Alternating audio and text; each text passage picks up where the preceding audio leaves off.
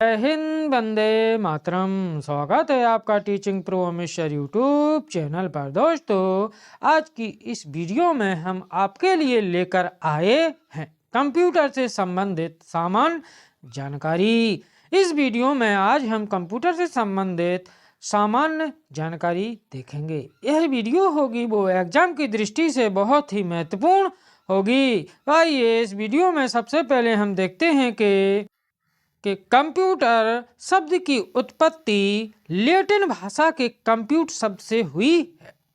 Computer शब्द की उत्पत्ति लैटिन भाषा के कंप्यूट शब्द से हुई है, जिसका अर्थ होता है गणना करना। कंप्यूटर शब्द की उत्पत्ति कहाँ से हुई है? लैटिन भाषा से हुई है, के शब्द से हुई है, कंप्यूट शब्द से हुई है, और कंप्यूट शब्द का अर्थ होता है गणना करना।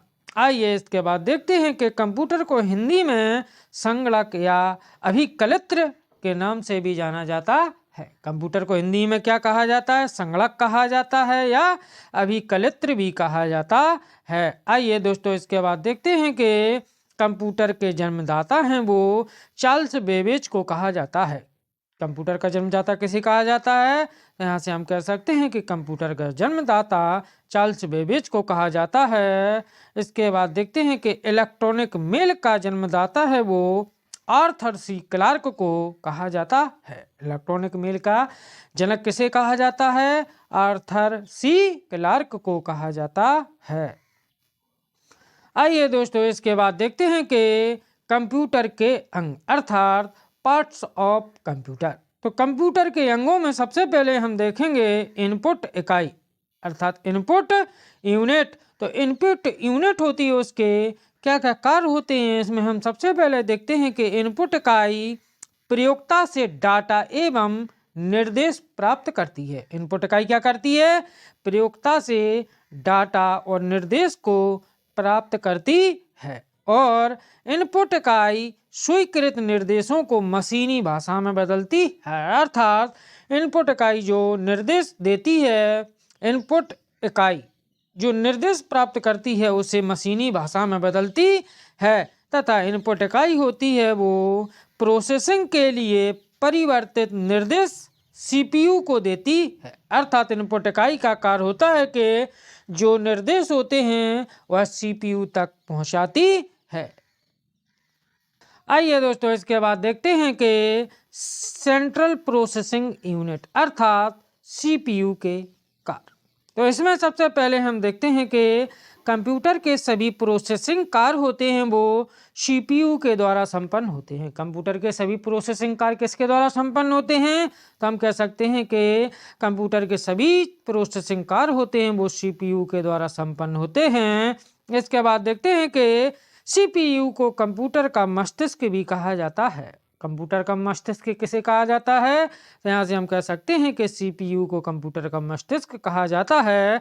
इसके बाद देखते हैं कि सीपीयू कंप्यूटर सिस्टम के सभी भागों को नियंत्रित करता है। कंप्यूटर के सभी भागों को कौन नियंत्रित करता है? तो हम कह सकते हैं कि सीपीयू कंप्यूटर के सभी भागों को नियंत्रित करता है। आइए इसके बाद देखते हैं कि सीपीयू के अंग।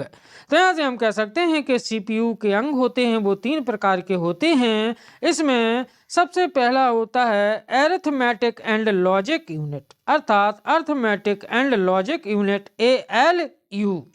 तो ALU में सबसे पहले हम देखते हैं कि यह सभी गणितीय एवं तार्किक क्रियाओं को संपन्न करता है। ALU क्या करता है कि यह गणितीय एवं तार्किक क्रियाओं को संपन्न करता है। यह कई छोटे लोकेशंस जिन्हें रजिस्टर कहा जाता है से मिलकर बना होता है। ALU कई छोटे लोकेशंस होते हैं जिन्हें रजिस्टर कहा जाता है से मिलकर बना होता है।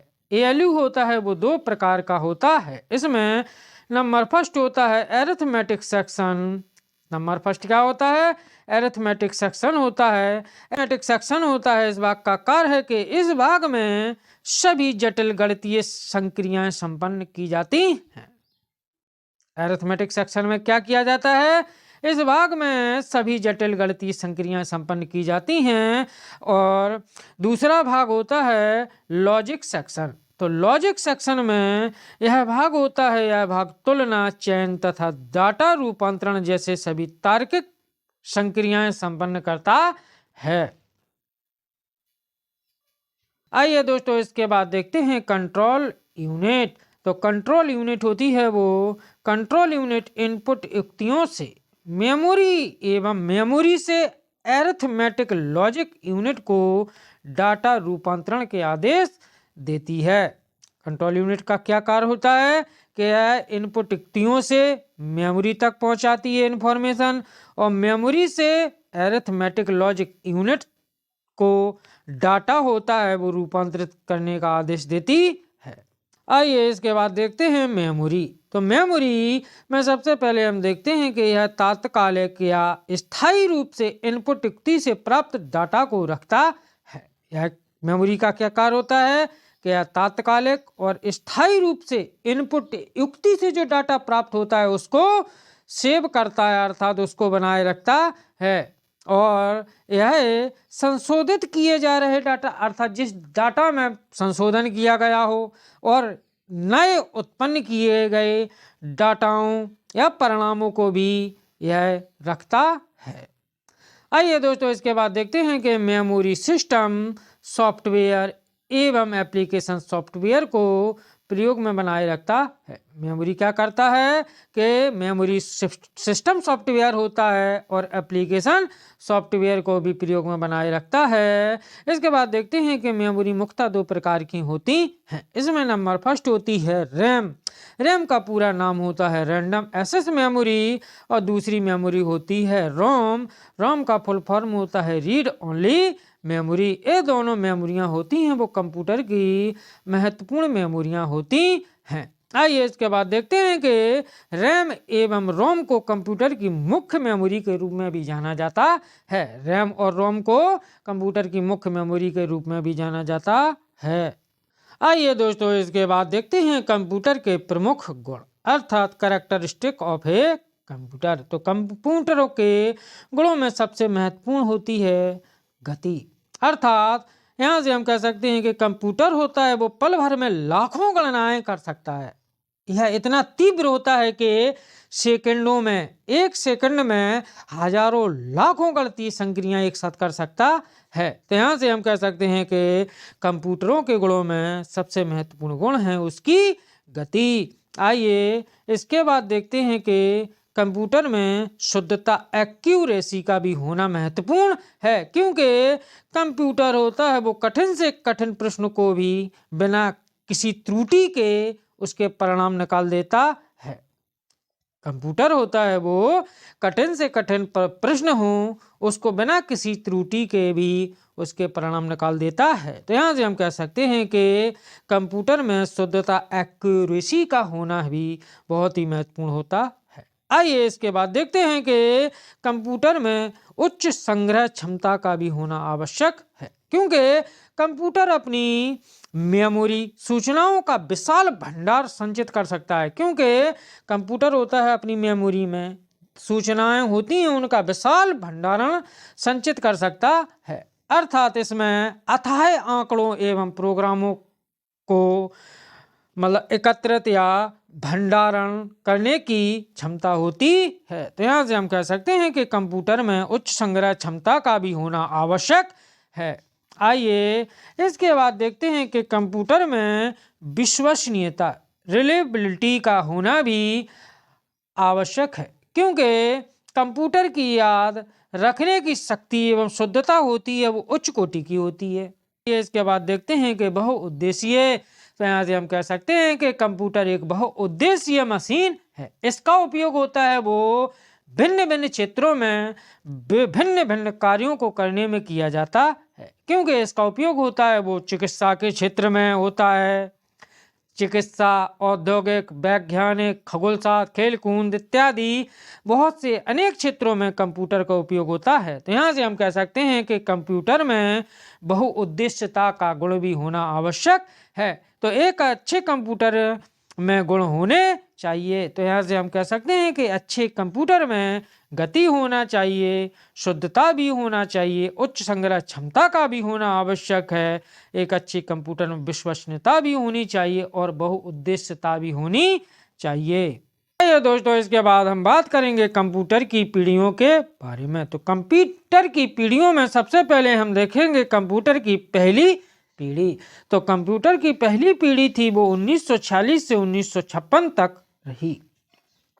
तो कंप्यूटर की पहली पीढ़ी में हम देखेंगे कि प्रथम पीढ़ी के कंप्यूटर में वैक्यूम ट्यूब का इस्तेमाल किया गया था। प्रथम पीढ़ी के कंप्यूटरों में किसका उपयोग किया गया था? तो हम कह सकते हैं कि प्रथम पीढ़ी के कंप्यूटरों में वैक्यूम ट्यूब का इस्तेमाल किया गया था तथा इसके साथ ही प्रथम पीढ़ी के कंप्यूटरों में बाइनरी भाषा का भी प्रयोग किया गया था। प्रथम पीढ़ी के कंप्यूटरों में किसका प्रयोग किया गया था? बाइनरी भाषा का भी प्रयोग किया गया था। इसके बाद देखते हैं कि प्रथम पीढ़ी के कंप्यूटरों में इनपुट के लिए पंच कार्ड का उपयोग और आउटपुट के लिए प्रिंट आउट का प्रयोग किया गया जाता था।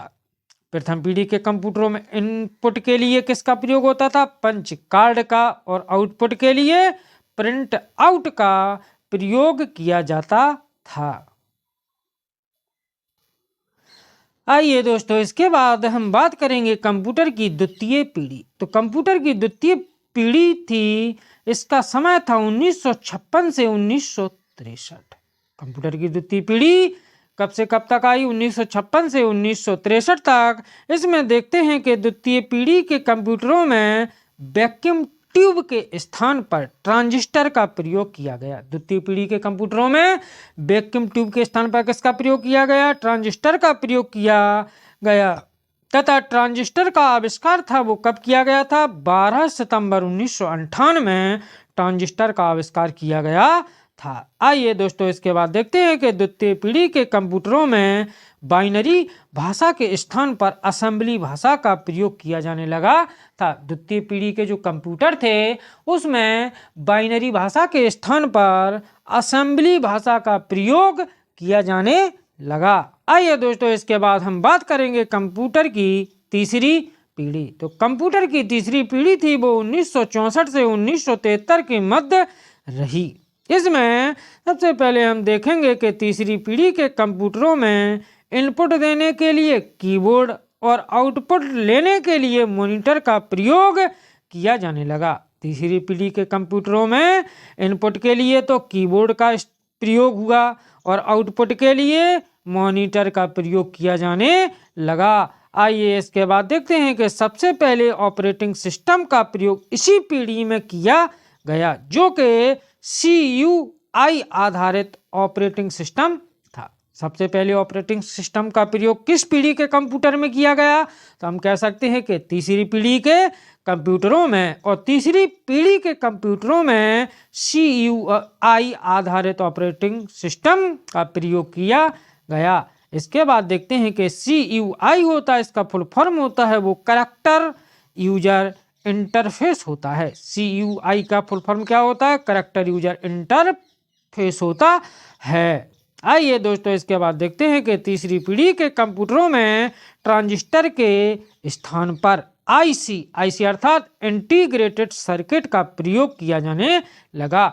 तीसरी पीढ़ी के कंप्यूटरों में ट्रांजिस्टर के स्थान पर किसका प्रयोग किया जाने लगा? IC अर्थात इंटीग्रेटेड सर्किट का प्रयोग किया जाने लगा। आइए दोस्तों इसके बाद देखते हैं कि इंटीग्रेटेड सर्किट का आविष्कार हुआ था वो वर्ष 1958 में। इंटीग्रेटेड सर्किट का आविष्कार वर्ष 1958 में जैक किल्बी ने किया था। इंटीग्रेटेड सर्किट का आविष्कार 1958 में किसने किया था? जैक किल्बी ने किया था। इसके बाद देखते हैं कि तीसरी पीढ़ी के कंप्यूटरों में प्रोग्राम लिखने के लिए उच्च स्तरीय भाषा का प्रयोग किया जाने लगा था। तीसरी पीढ़ी के कंप्यूटरों में प्रोग्राम लिखने के लिए उच्च स्तरीय भाषा का प्रयोग किया जाने लगा था और एक कंप्यूटर एक समय में एक से अधिक काम कर सकते थे। आइए दोस्तों इसके बाद हम बात करेंगे चौथी पीढ़ी के कंप्यूटरों की। तो चौथी पीढ़ी के कंप्यूटर थे, इनका समय था 1973 से 1982। चौथी पीढ़ी के कंप्यूटर का समय कब से कब तक था? 1973 से 1982 तक था। इसके बाद देखते हैं कि चौथी पीढ़ी के कंप्यूटरों में माइक्रो प्रोसेसर का प्रयोग किया जाने लगा। चौथी पीढ़ी के कंप्यूटरों में किसका प्रयोग किया जाने लगा? तो यहाँ से हम कह सकते हैं कि चौथी पीढ़ी के कंप्यूटरों में माइक्रो प्रोसेसर का प्रयोग किया जाने लगा। आइए दोस्तों इसके बाद देखते हैं कि माइक्रो प्रोसेसर सिलिकॉन से बनी एक चिप होती है। माइक्रो प्रोसेसर क्या होता है? एक सिलिकॉन से बनी एक चिप होती है जिस पर हजारों आईसी एक साथ लगे होते। आइए दोस्तों इसके बाद देखते हैं कि इस पीढ़ी के कंप्यूटरों में GUI आधारित ऑपरेटिंग सिस्टम का प्रयोग किया गया था। चौथी पीढ़ी के कंप्यूटरों में GUI आधारित ऑपरेटिंग सिस्टम का प्रयोग किया गया था। इसके बाद देखते हैं कि GUI होता है, उसका पूरा नाम होता है वो ग्राफिकल यूजर इंटरफेस होता है। GUI का पूरा नाम क्या होता है? ग्राफिकल यूजर इंटरफेस होता है। आइए इसके बाद देखते हैं कि कंप्यूटर की चौथी पीढ़ी में ही माउस का प्रयोग शुरू हुआ। कंप्यूटर की चौथी पीढ़ी में ही किसका प्रयोग प्रारंभ हुआ? माउस का प्रयोग प्रारंभ हुआ। इसके बाद देखते हैं कि कंप्यूटर की चौथी पीढ़ी में उच्च स्तरीय भाषाओं को विकसित किया गया। कंप्यूटर की चौथी पीढ़ी में ही उच्च स्तरीय भाषाओं को विकसित किया गया, जैसे C लैंग्वेज, C++ लैंग्वेज। आइए दोस्तों इसके बाद बात करेंगे कंप्यूटर की पांचवी पीढ़ी। तो कंप्यूटर की पांचवी पीढ़ी का समय था वो 1982 से वर्तमान समय तक जो कंप्यूटर की पीढ़ी चल रही है वह कंप्यूटर की पांचवी पीढ़ी है। तो आइए इसमें कंप्यूटर की पांचवी पीढ़ी से संबंधित महत्वपूर्ण तथ्य देखते हैं कि कंप्यूटर की पांचवी पीढ़ी थी वो AI के साथ विकसित हुई। कंप्यूटर की पांचवी पीढ़ी किसके साथ विकसित हुई? तो यहाँ से हम कह सकते हैं कि कंप्यूटर की पांचवी पीढ़ी थी वो AI के साथ विकसित हुई।